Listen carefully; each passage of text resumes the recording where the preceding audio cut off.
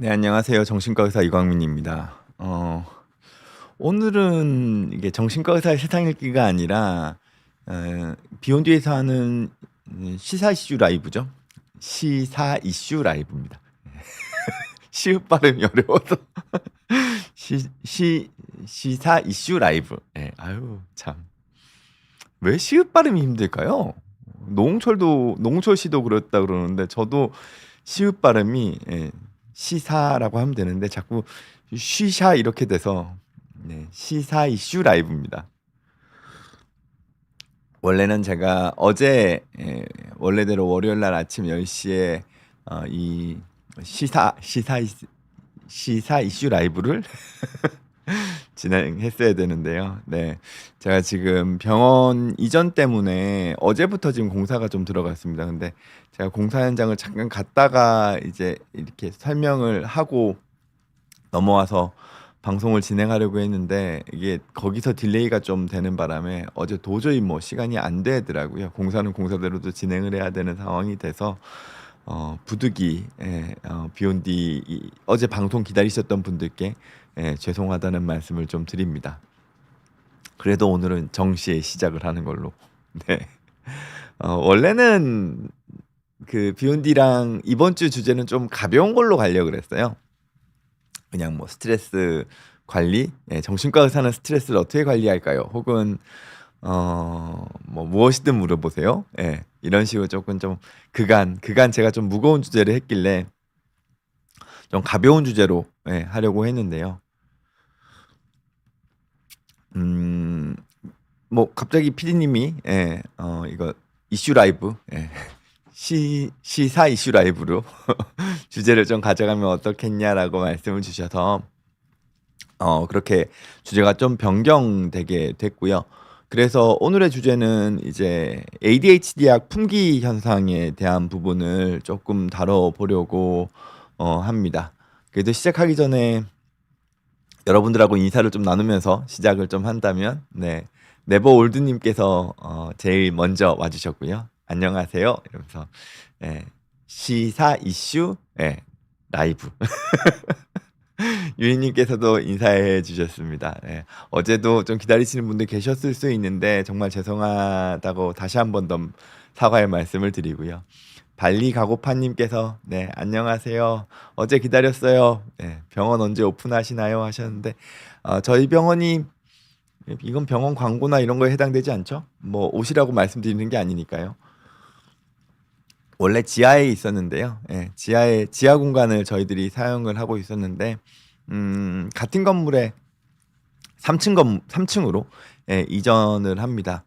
이전을 왜 하냐에 있어서는 여러 가지 좀 이슈가 있는 것이 원래 제가 꿈꿨던 병원이 이제 좀 진료를 길게 보면서 상담을 할 수 있는 병원이었어요. 하루에 소수의 인원만 와서 좀 차분하게 진료할 수 있는 공간을 꿈꾸면서 병원 공간을 어떻게 보면은 좀 특이하게 좀 이렇게 복층인데 2층 구조로 만들고 계단이 있고 환자분들이 서로 이렇게 마주치지 않으면서 좀 길게 진료를 볼 수 있는 형태의 공간을 만들었었는데 지금 정신과 관련된 보험 제도가 변경 예정으로 있습니다. 고시가 이제 났고요. 4월 달부터 시작 예정이라고 제가 오늘 통보를 받았어요. 그래서 4월부터는 정신과 진료와 관련된 제도 개편이 이루어집니다. 근데 변경되는 제도 개편에서 이제 처음 진료를 보고 6개월까지는 이제 어느 정도의 진료를 좀 충분히 보장을 해주는데 6개월이 지난 환자분들은 이제 안정기에 접어들었다라고 판단을 내려서 저희들이 이렇게 여러 가지 뭐 이렇게 병원에서 진료를 할 때 쓸 수 있는 어떤 제도들을 좀 막아 버렸어요.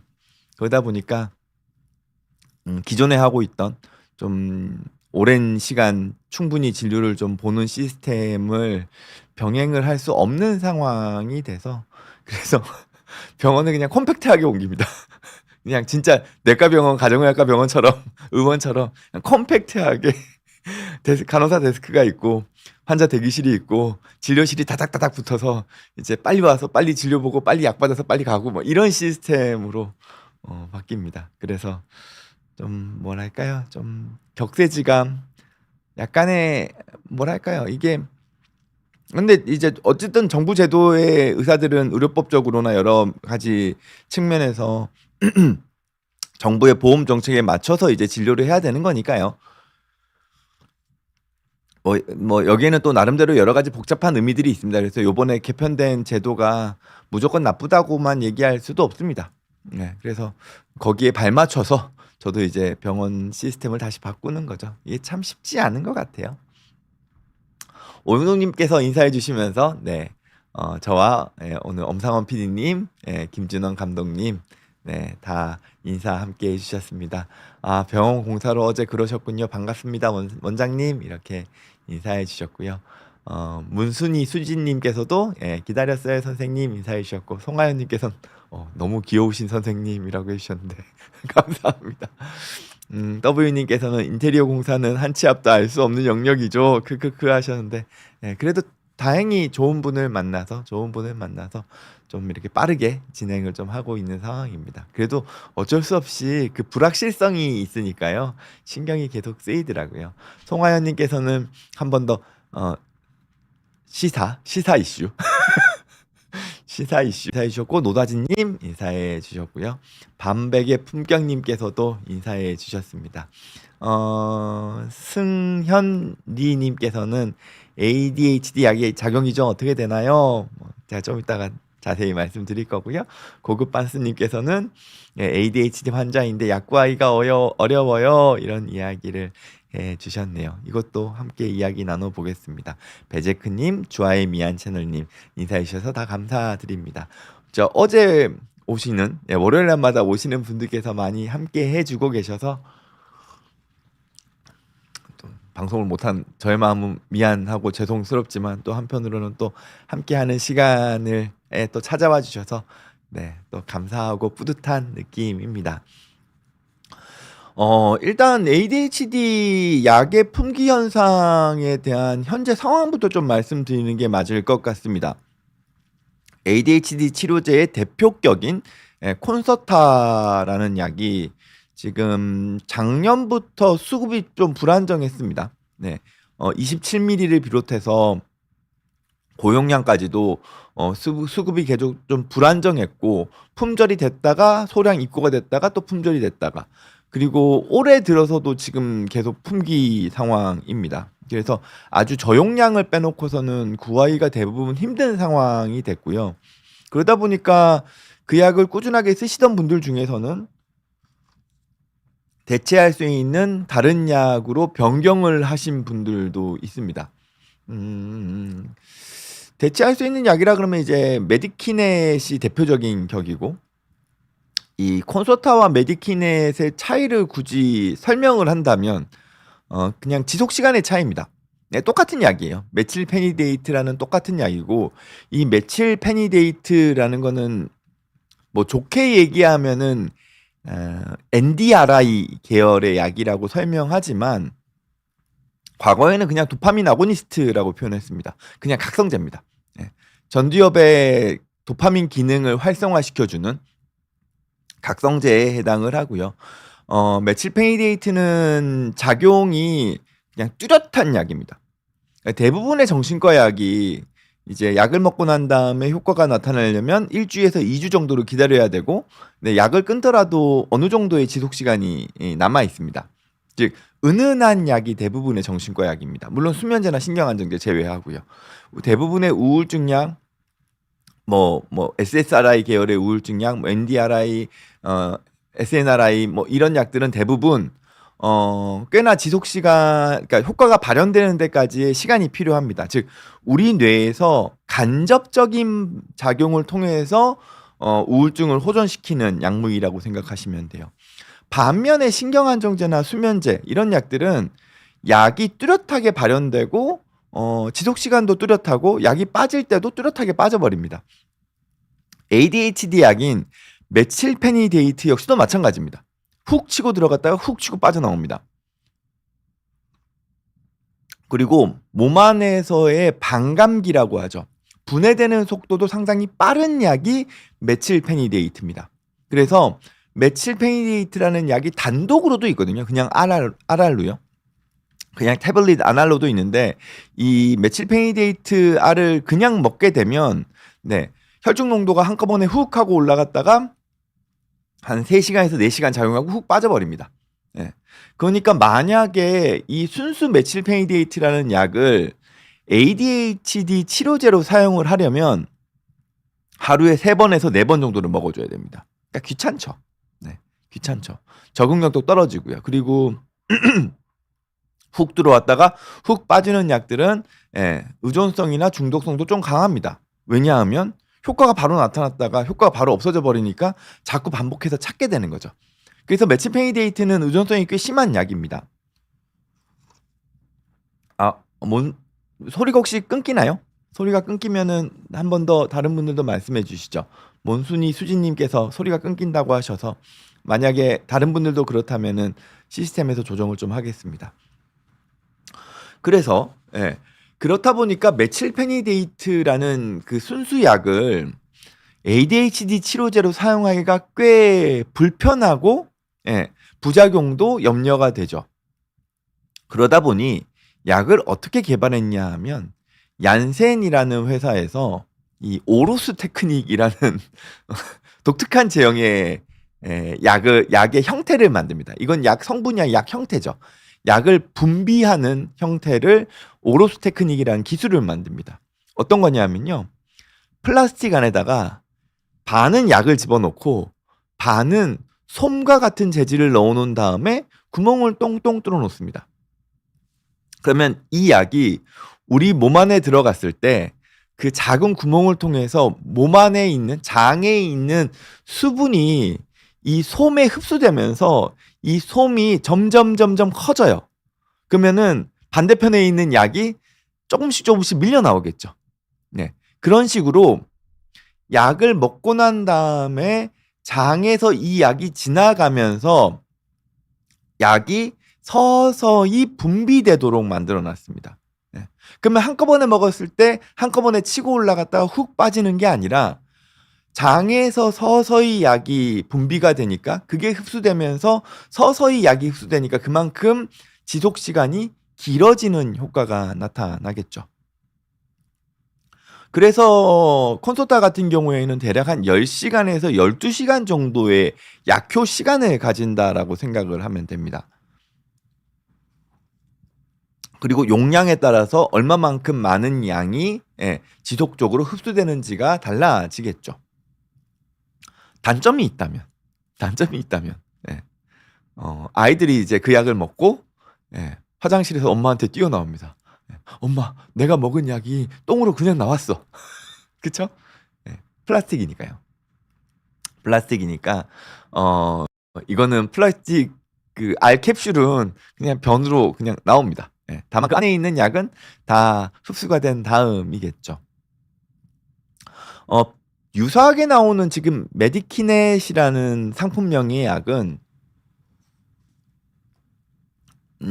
앞서 오로스 테크닉처럼 안에서 이제 서서히 흡수되는 형태가 아니라 코팅을 여러 겹 씌워놓은 시스템에 가깝다고 보시면 됩니다. 서방정이라고도 불리는. 근데 그것보다는 조금 더 지속 시간을 늘려놓은 약으로 알고 있어요. 그래서 코팅이 조금씩 벗겨지면서 약이 장에서 서서히 흡수되는 형태의 약이 메디키넷입니다. 근데 다만 오로스 테크닉보다는 조금 더 지속 시간이 짧아요. 그래서 한 8시간 정도의 지속 시간을 가지고 있는 약이라고 보시면 되고 콘서타나 메디키넷이나 안에 있는 약은 메칠페니데이트라는 동일한 각성제라고 보시면 됩니다. 이거를 요즘 뭐 각성제라는 표현은 안 쓰려고 되게 여러 의사나 제약회사에서 애를 쓰시는데 각성제입니다. 왜냐? 네.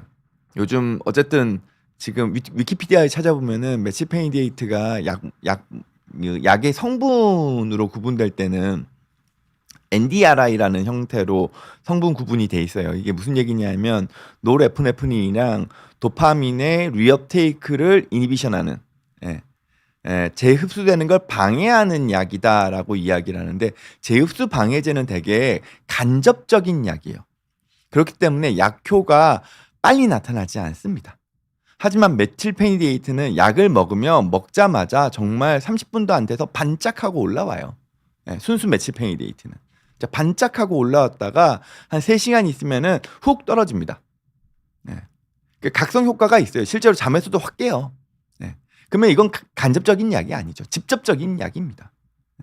그래서 많은 의사분들이 물론 뭐 저보고 또 무식하다고 막 얘기를 하면 너 그거 전문가도 아니고 뭐 너가 소화를 보는 것도 아닌데 네가 함부로 그런 얘기를 뭐 약에 대해서 나쁘게 얘기하냐라고 이야기하시면은 뭐 그러면은 뭐 그분들 나름대로 또 근거를 가지고 이야기를 해주시면은 좋겠죠.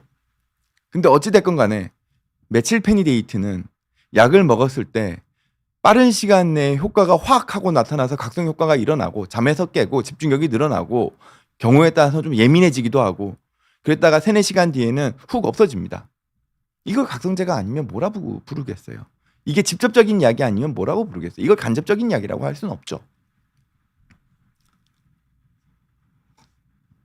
여튼 어쨌든 그런 이제 소위 말해서 각성제를 좀 부작용을 줄이기 위해서 좀 지속 시간을 늘려놓기 위해서 이제 콘서타라는 오로스 테크닉을 쓰기도 하고 메디키넷이라는 서방정 제형의 약을 만들기도 하는 겁니다.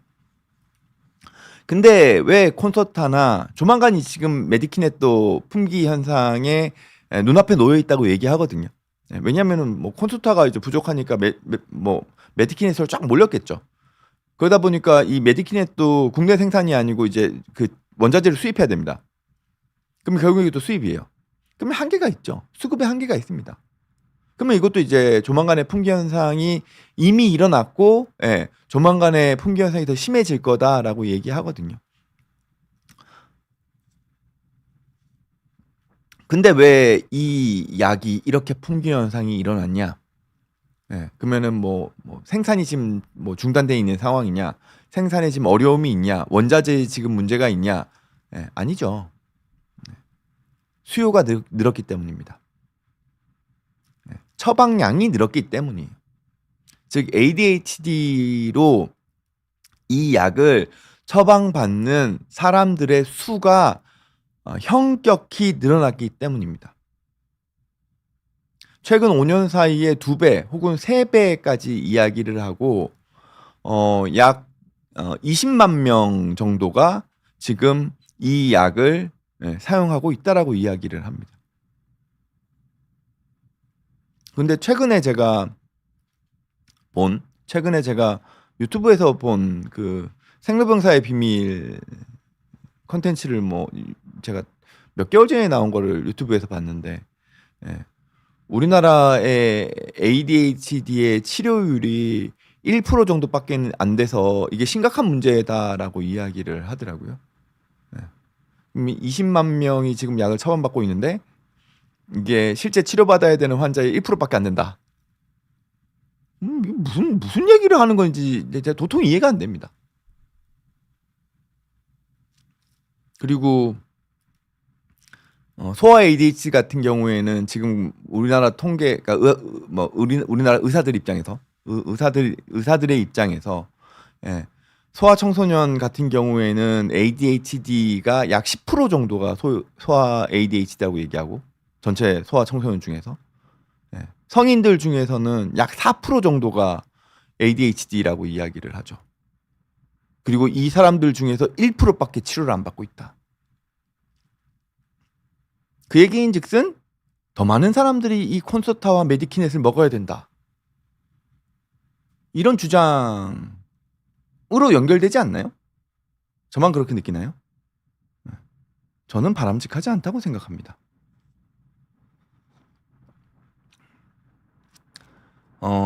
요즘은 조금 줄었습니다만 저도 요즘 워낙 딴 데서도 여기에 대해서 되게 비판적인 이야기를 많이 하고 그래서 조금은 줄긴 했습니다만 여전히 많은 온라인이나 유튜브나 또 블로그나 SNS나 상에서 물건을 자주 잊어버리고 지각을 자주 하고 집중력이 떨어지고 산만하고 이런 어른들에게 성인 ADHD 아니냐고. 그리고 성인 ADHD 치료를 받으면 인생이 확 달라진다고. 이렇게 얘기를 합니다. 그리고 간편한 뭐 선별 테스트 같은 것들을 이야기를 하죠. 어떤 데는 주의 집중력 검사, CAT 검사라고 얘기하죠. CAT 검사에서 집중력이나 자제력이 떨어지는 걸로 나오면 ADHD라고 이야기를 합니다. 저는 이것도 잘못됐다고 봅니다. 왜냐? 집중력이 떨어지는 질환은 ADHD만 있는 게 아닙니다. 어떤 분들은 이렇게 얘기합니다. ADHD로 인해서 우울 불안이 심해진다. 물론 그런 경우도 있어요. 근데 성인에 있어서는 저는 반대가 더 많다고 생각을 합니다. 우울 불안으로 인해서 집중력이 떨어지는 겁니다. 그리고 이거는 ADHD가 아닙니다. 우울증, 불안증이죠. 거기에 증상에 집중력이 떨어지는 게 포함되는 겁니다.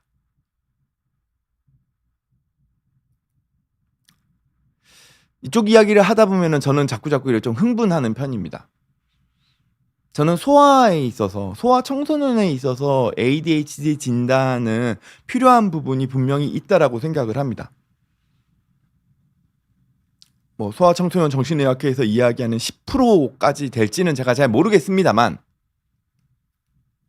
그래도 저는 뭐 그 유병률이 한 4에서 5% 정도는 충분히 될 거라고 생각을 합니다. 그리고 그런 경우에는 약물 치료가 반드시 필요합니다. 하지만 성인에서 4%의 ADHD? 저는 이거는 너무 과잉이라고 생각합니다. 물론 우리가 정상 범주에 있는 사람도 콘서타나 메디키넷을 먹는다 그러면 조금 더 집중력이 좋아질 수 있습니다. 뭔가에 몰입하기에 더 좋을 수도 있습니다. 좀 더 뭐라 그럴까요? 산만함도 좀 줄 수도 있습니다. 공부를 하거나 작업을 하는데 예전보다는 몰입도가 좋다라고 느낄 수 있습니다. 정상인에서도 그렇습니다. 근데 우리가 이걸 위해서 약을 꼭 사용해야 하느냐? 그리고 거기에 성인 ADHD라는 진단명을 붙여야 하느냐? 저는 여기에 대해서는 부정적인 입장입니다.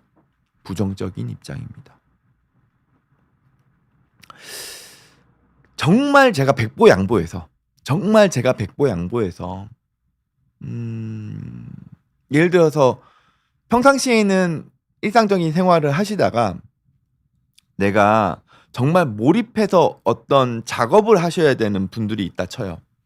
그게 뭐 글을 쓰시는 분들이든 그림을 그리시는 분들이든 아니면은 자료 정리를 하셔야 되는 분들이든 페이퍼워크를 하셔야 되는 분들이든 내가 평소에는 일상생활을 하는 데는 아무런 지장 없고 그냥 괜찮고 좀 산만해도 되고 집중력이 좀 떨어져도 되지만 내가 예를 들어서 며칠부터 며칠까지 요 기간만큼은 내가 정말 몰두해서 무언가의 일을 해야 되는 어떤 태스크가 있다. 이게 나의 어떤 업무상 되게 중요하다.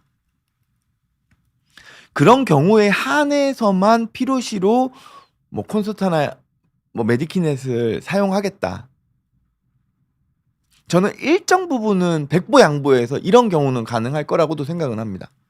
다만 그렇다 그래서 이분에게 성인 ADHD라는 진단을 내리지는 않을 것 같습니다. 이분의 업무 때문에, 업무의 효율성 때문에 우리가 약의 도움을 일시적으로 받는 거라고 치는 거죠. 근데 그게 건강에 그렇게 도움이 되느냐? 뭐 사실 일시적으로만 쓰는 거기 때문에 또 한편으로는 나쁘지 않을 수도 있겠다고 생각을 합니다. 그러니까 뭐 어떤 거냐면요. 내가 지금 여러 가지 뭐 일이 너무 많아요. 일이 너무 많아서 진짜 하루에 낮에 한 5시간밖에 못 자요. 근데 낮에 5시간을 자려니까 잠이 와요? 못 오죠. 그럴 때 한해서만 내가 수면제의 도움을 받겠다. 그리고 평상시에는 수면제 안 쓰고 통상적인 수면 패턴을 찾으려고 애를 쓰겠다. 그런 경우라 그러면 그 수면제의 도움이 일시적인 도움이 삶의 질을 높여줄 수 있죠. 근데 그런 분들에게 당신은 비기질성 수면 불면증이 있으니까 수면제를 항상 꼬박꼬박 챙겨 드시죠라고 얘기하지 않잖아요. 그런 것처럼 성인 ADHD가 지금 남반된 영역에서 상당 부분은 정말 일시적인 상황에서 그 일 때문에 어쩔 수 없이 사용하시는 분들이 좀 많다고 생각을 합니다. 근데 그거를 상습적으로 드시고 계신 거죠. 그리고 그런 분들이 매일 상습적으로 약을 먹게 되면 약을 끊을 수가 없습니다. 왜냐면 약을 끊으면 나의 일상생활에 집중력이 떨어진다라고 느끼니까요. 자, 물론 소아 ADHD라는 진단은 분명히 있습니다. 그리고 그런 분들이 치료를 받아야 되는 것도 맞습니다. 그리고 소수지만 성인 ADHD도 분명히 있습니다. 제가 오죽하면은 방송에 나가서도 제가 상담한 한 분에게 성인 ADHD라는 진단도 내린 적도 있어요. 분명히 있어요. 하지만 우리가 생각하는 것만큼 많은 분들이 아니라는 거죠. 자, 여기서 ADHD에 대한 진단 정의를 좀 가져갔으면 좋겠습니다. ADHD는 좋아졌다가 좀 나빠졌다가 내가 스트레스를 받으면은 다시 생겼다가 내가 환경에 따라서 다시 생겼다가 좋아졌다가 이런 게 변하는 질병이 아닙니다. 감기나 이런 거는 우리가 좋아지기도 했다가 걸릴 수도 있다가 좋아지기도 했다가 가능하잖아요. 우울증도 우리가 좋아지기도 했다가 나빠지기도 했다가 가능하죠. 공황장애도 환경에 따라서 내가 좋아졌다가 나빠졌다가 가능합니다. 하지만 ADHD는 아닙니다. 왜냐하면 ADHD는 질병 분류상 신경 발달 장애예요. 정신 발달 장애예요. 무슨 얘기냐 하면 내가 선천적으로 일정 부분 타고난 상황이에요. 혹은 성장 과정에서 어린 시절 성장 과정에서 환경적인 요인에 의해서 요즘 환경 호르몬 이런 거 얘기 나오거든요. 그런 것들로 인해서 혹은 트라우마 등등으로 인해서 어린 시절부터 가지고 있는 질병이에요. 신경 발달 장애라는 게 그런 개념이거든요. 그리고 대부분의 ADHD, 특히 신경 발달 장애에 속하는 ADHD는 다행히 어린 시절부터 뇌가 조금씩 발달하면서 그 증상이 점차 완화됩니다. 그리고 대부분의 경우는 일반 평균 수준으로 호전돼요. 지금 무슨 얘기냐? 완치돼요. 청소년기를 거치면서. 정확하게는 전두엽 발달이 떨어져 있는 거예요. 타고나기를 그렇게 타고났어요. 혹은 어린 시절, 아주 어린 시절 어떤 외부적인 환경들로 인해서 전두엽 발달이 지금 더뎌요. 근데 성장을 하면서 전두엽 발달이 하죠. 조금씩. 그러면은 어떤 애들은 전두엽 발달이 빨리 좋아지고 어떤 애들은 전두엽 발달이 다소 늦는 애들이 있잖아요. 마치 키가 어떤 애들은 좀 빨리 크고 어떤 애들은 좀 더디게 크는 것처럼. 그래도 어느 정도 수준이 되면 나이가 되면 평균 정도의 키를 유지하죠. 뭐 160이든 170이든 150이든 150 좀 작다라고 볼 수도 있을지 모르겠지만 근데 거기서 어떤 아이들은 전두엽이 성인기까지 발달하는데 평균 수준까지 안 크는 거예요. 그 상태로 남은 거예요. 나의 뇌의 발달이 다른 또래 애들의 전두엽 발달만큼 못 쫓아온 거죠. 그게 성인 ADHD라고 보면 됩니다. 그러니까 전두엽 발달이 막 다 발달을 했다가 우리가 스트레스를 받거나 환경이 안 좋거나 뭐 이런 것 때문에 전두엽 발달이 다시 이렇게 막 쪼그러들었다가 다시 막 발달을 했다가 쪼그러들 이게 아니란 얘기예요. 그리고 그 부족한 전두엽의 기능을 도파민 아고니스트, 도파민을 자극해주는 약으로 보완하는 거죠.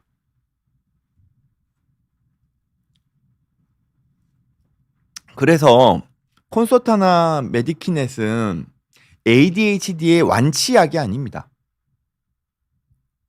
우울증약 같은 경우에는 그 시기가 넘어가면서 우리 뇌의 여러 가지 신경 전달 물질이 다시 안정화를 찾으면 서서히 약을 끊으면서 완치의 가능성도 있어요. 충분히 있어요.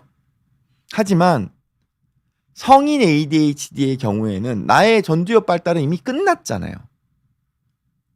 그 상황에서 약으로 그걸 보완해주고 있고 약을 빼면 당연히 모자르죠.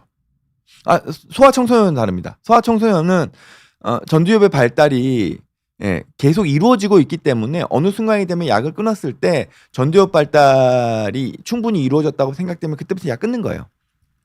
그래서 방학이나 주말에는 소아청소년의 경우에는 ADHD 약을 끊으라고 이야기를 하는 게 그런 얘기입니다. 왜냐면은 정도가 어떤지를 파악하는 거죠. 그래서 비교적 괜찮아졌다면 그때부터 약 안 쓰는 거예요. 근데 우리 사회가 왜 이렇게 ADHD에 목말라 있을까? 아까 말씀드렸잖아요. 정상인도. 예를 들어서 저만 해도 ADHD 약을 먹으면 제가 무언가 작업하는 데에 몰입도가 좋아질 거예요. 잠도 깰 거고요. 예민해지는 것도 살짝 있을지 모르겠으나 어찌됐건 그것도 내가 일을 하는 데 있어서 필요한 예민함일 수도 있죠. 근데 과거에는 우리가 그런 거에 도움을 받지 않고 살았어요. 그냥 내가 할 수 있는 범위 내에서 내가 일들을 처리해 나가는 거예요. 근데 그게 아니라 이제는 내가 실수도 해서는 안 돼. 지각도 해서는 안 돼. 산만해서도 안 돼. 나 일할 때는 완전히 집중하면서 해야 돼. 이게 뭔가요? 완벽주의예요. 우리 사회가 가지고 있는 완벽주의가 우리 사회가 콘서타나 메디키넷이라는 이 각성제가 품귀 현상이 생길 정도로 사람들로 하여금 약에 의존하게끔 만드는 거예요.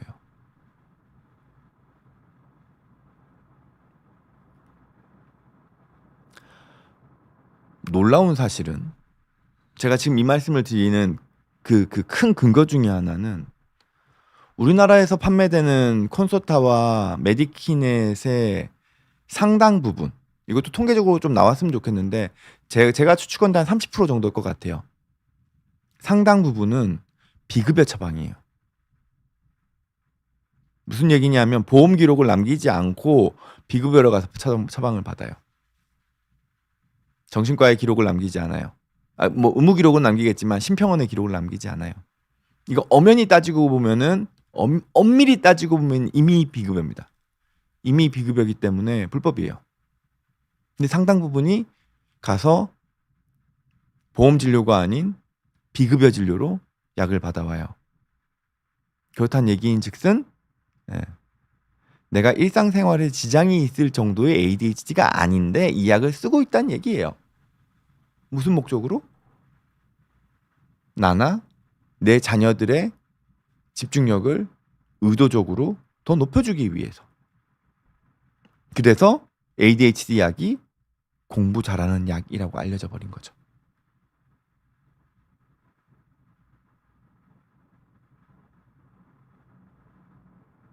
근데 이 문제는 사실 우리나라뿐만의 문제가 아니에요. 전 세계적인 문제입니다. 특히 미국은 더 심해요. 미국은 더 심각해요. 말도 못해요. 심지어 미국 같은 경우에는 ADHD 진단을 일정 부분 조장하는 측면마저 있습니다. 사회에서. 어떤 의미냐면요. 일단 첫 번째는 에더럴이라는 약물이에요. 미국에서 사용하는 ADHD 치료제입니다. 우리나라에서는 불법 약물이에요. 우리나라에서는 마약으로 분류돼 있어요. 근데 미국에서는 ADHD 치료제예요. 그런 위험한 약물을 미국에서 사용하는 이유가 뭐가 있냐고요. 우리나라보다 ADHD 문제가 더 훨씬 심각해서? 아닐 거라고 봐요. 약물의 천국이잖아요, 미국은. 왜 그 정도까지 가버렸는지에 대해서는 우리가 조금 반면교사를 삼을 필요가 있겠죠. 미국이 더 심각해지는, 미국이 ADHD를 조장하는 두 번째 이유는 이런 겁니다. 아시는 분들은 이미 아실 수 있지만 미국에서는 ADHD 진단을 받으면 우리나라로 따지면 수능이죠. SAT 시험을 칠 때 추가 시간을 줍니다. 시간을 더 줘요. 대학을 다닐 때도 고등학교를 다닐 때도 레포트나 시험을 칠 때 시간을 더 연장해 줍니다. ADHD 진단을 받으면요. 근데 ADHD 진단이 우리나라에서도 남발돼 있다고 얘기했죠.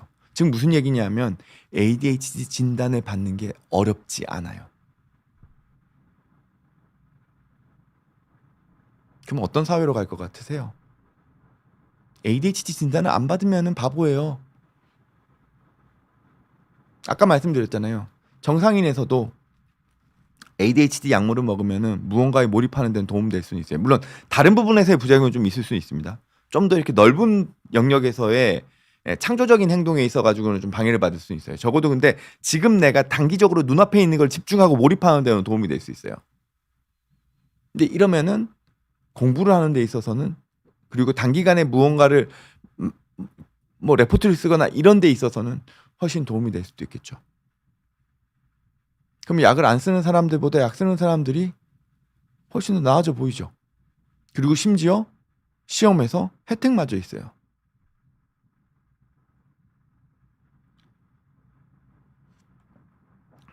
우리 사회가 왜 이렇게 완벽주의가 돼버린 거죠?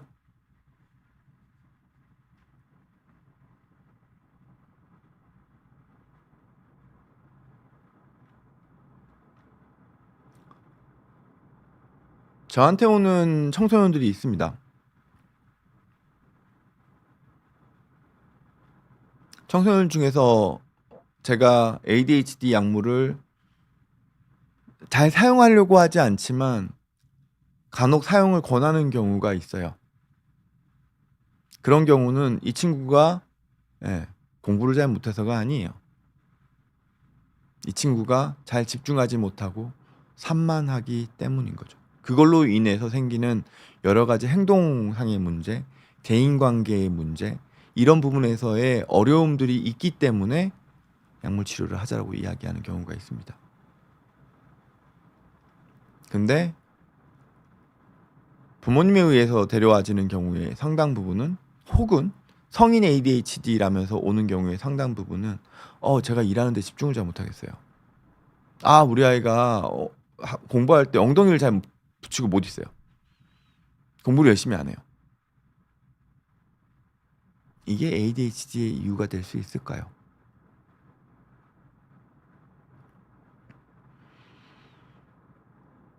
제가 ADHD가 없다고 얘기하는 건 절대로 아닙니다. 제가 봤던 한 ADHD 아동은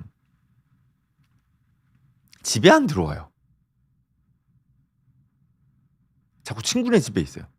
부모님이 저녁만 되면 친구들 집에 전화 돌리기 바빠요. 그럼 거기서 밥도 먹고 애랑 같이 놀고 있는 거예요. 그럼 가서 데려오는 거죠.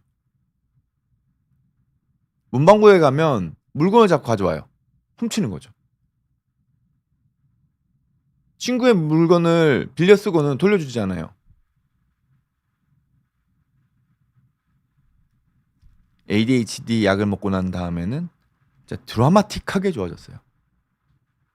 이 친구는 뭐였냐 하면 친구네 집에 갔다가도 자제하고 집으로 가야 되는 게 안 됐던 거예요. 문방구에 갔을 때도 뭐가 가지고 싶은 물건이 있으면은 이걸 가지지 않으면은 그 충동이 조절이 안 되는 거예요. 친구 물건을 빌린 다음에도 돌려줘야 된다는 걸 까먹는 거예요. 드라마틱하게 좋아졌어요. 약 먹고. 몇 년 뒤에 방학 때가 돼서 한번 끊어보자. 끊었어요. 다시 드라마틱하게 안 좋아졌어요.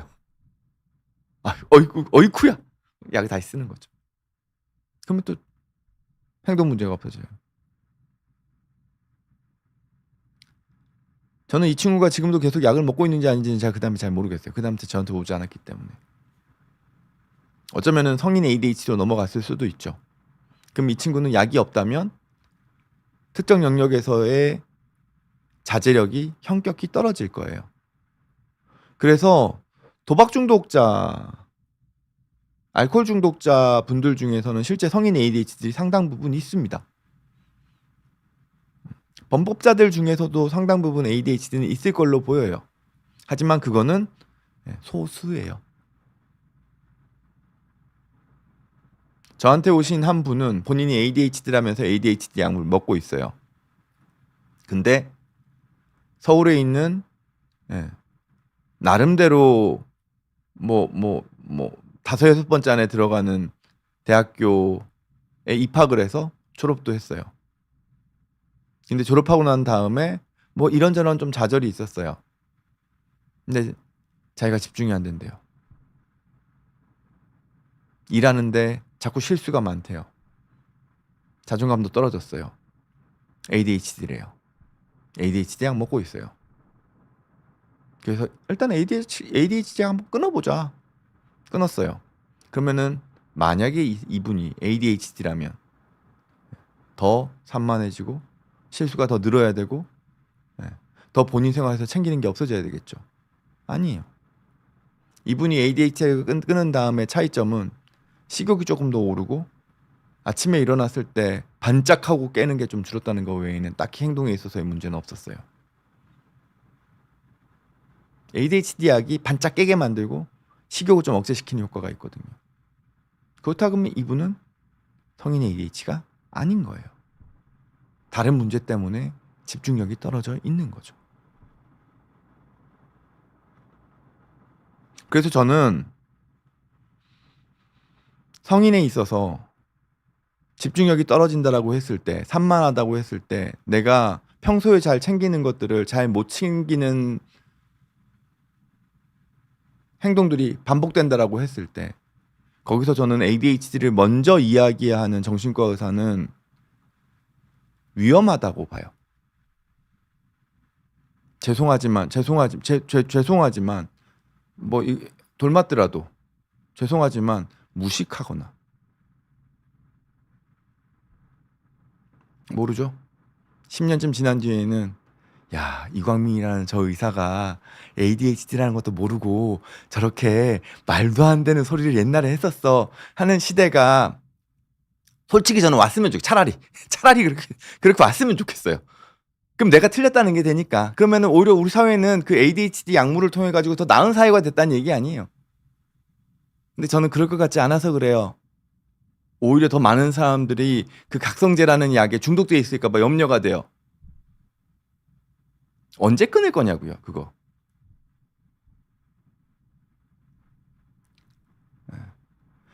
ADHD 약은 치료제가 아니에요. 그걸 계속 먹는다 그래서 성인의 ADHD가 낫지 않아요. 계속 꾸준하게 먹어줘야 돼요. 그래서 저는 우리 사회에서 이 ADHD 약물과 관련된 품귀 현상을 보면서 대한민국의 완벽주의가 아이들과 어른들을 다 망치고 있다는 거에 하나의 지표가 아닐까? 이런 우려가 들어요. 우리는 조금 비우면서 살아도 돼요. 실수 좀 해도 되고요. 지각 좀 해도 돼요. 다만 그 가운데 내가 나에게 주어진 일을 꾸준히 해낼 수만 있다면요. 엄청 대단하지는 않아도 한 발짝 한 발짝 한 발짝 인생을 살아나가는 거에 대한 힘을 우리가 좀 알았으면 좋겠는데 우리는 완벽하게 남들에게 100% 인정받게 지적 안 나가게 실수는 없이 못난 모습 보이면 안 돼. 이렇게만 살고 있는 것 같아서 그리고 그렇게 사는 게 바람직한 아주 일반적인 삶이라고 생각하는 것 같아서 염려가 되는 거죠. 그래서 그러다 보니까 결국에는 내가 그 목적을 다 이루어지지 못했을 때 내 인생은 망한 것처럼 느끼는 거잖아요. 제발 우리 그러지 말자고요. 실수 좀 해도 잘못 좀 해도 좀 돌아가면 그만이에요. 남들이 좀 비난해도 좀 오해를 받아도 나는 충분히 살 만한 가치가 있어요. 오히려 찔러서 피 한 방울 안 나올 것처럼 완벽하게 사는 사람들이, 저는 그런 사람들이 오히려 건강한 사람들이라고 생각되지 않아요. 오히려 조금은 느리게 천천히, 때로는 내 삶에 부족한 부분도 받아들여 가면서, 그래야지 내 주변에 또 좀 부족한 사람들을 이해하면서 살 거 아니에요. 저는 우리 대한민국 사회가 조금은 더 느슨해졌으면 좋겠어요. 그래서 저는 지금 이 ADHD 약 품귀 현상이 대한민국을 좋은 방향으로 이끌고 나가지 않고 있다는 거에 지표인 것 같아서 너무 염려스러워요. 그리고 거기에 정신과 의사들이 더 막 완벽주의적인 삶에 대해 가지고 푸시하고 있지 않았으면 좋겠어요. 제발. 예전에 정신과 선생님들은 좀 느긋하셨어요. 도인 같은 느낌도 있고요. 너의 삶은 막 여기까지 끌어올리는데 내가 도와줄게, 이런 느낌이 아니었다고요. 아, 괜찮아. 아, 그럴 수 있지. 네, 그렇게 좀 가셨으면 하는 거죠. 이야기를 또 하다 보니까 좀 길어졌습니다.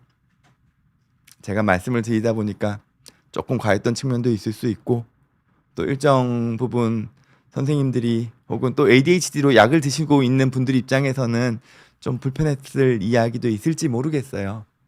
근데 저 같은 이야기를 떠드는 사람도 대한민국에 필요할 것 같아서요. 워낙 다들 ADHD 하고 있기 때문에 그거에 반대되는 이야기를 이야기하는 사람도, 저 같은 사람도 있어야 되잖아요. 그러니까 다소 듣기 불편하셨더라도 이해 부탁드리겠습니다. 네. 그래서 저는 네, 다음 주 월요일 날 하나만 더요. 아토목세틴은 좀 다른 약입니다. 아토목세틴은 좀 간접적인 약이에요. 예, 이건 오히려 약간 충동 조절을 좀 조절해주는 약인데 집중력은 좀 달라요. 그래서 아토목세틴은 조금 다른 약인데, 제가 아토목세틴은 처방 경험이 많지 않아서 뭐라고 좀 설명드리기는 어렵습니다. 근데 콘서타나 그 메디키네처럼 직접적인 약은 아니고요. 아토목세틴은 훨씬 간접적인 약이다 보니까 조금은 다를 것 같아요. 예. 그래서 저는 다음 주 월요일 날 10시에 저도 좀 이렇게 정신을 좀 가다듬고 여러분들께 다시 찾아오겠습니다. 정신과 의사 이광민이었습니다.